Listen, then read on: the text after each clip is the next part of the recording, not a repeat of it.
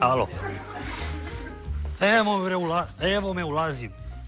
Evo. Ovim klovnu, naravno da s tim Evo, sad ću samo piće. strašno.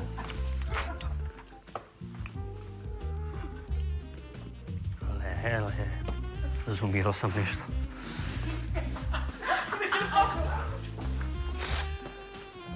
Zdravo.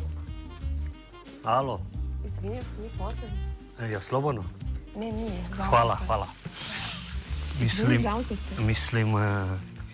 jesi mi znamo nekud? Ne bih rekla. Ja mislim da sam te vidio na TV-u. Smešno, a? Jeste. Jel može broj telefona? Pa ne. Evo, ne piši. mogu da ti dam. Upiši ga. Ajde, imam neka posla pa se vidimo kasnije. Zvaćete. Sutra dan.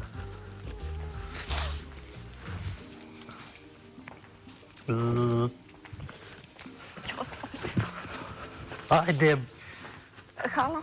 Alo. Gde si? Evo kući, učim. Šta radiš? Učim, imam obaveze neke. Pa jel ti znaš onu staru ko uči, znače ko krade imaće? Nisam to čula još uvijek. Nisi? Ne. Šta radiš večeras?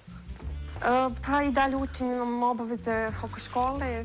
Tako Slušaj, da... u 9 sam, dolazim po tebe pa idemo negdje. ja... Važi u 9, aj zdravo. Ali... Uveče. Te je breo.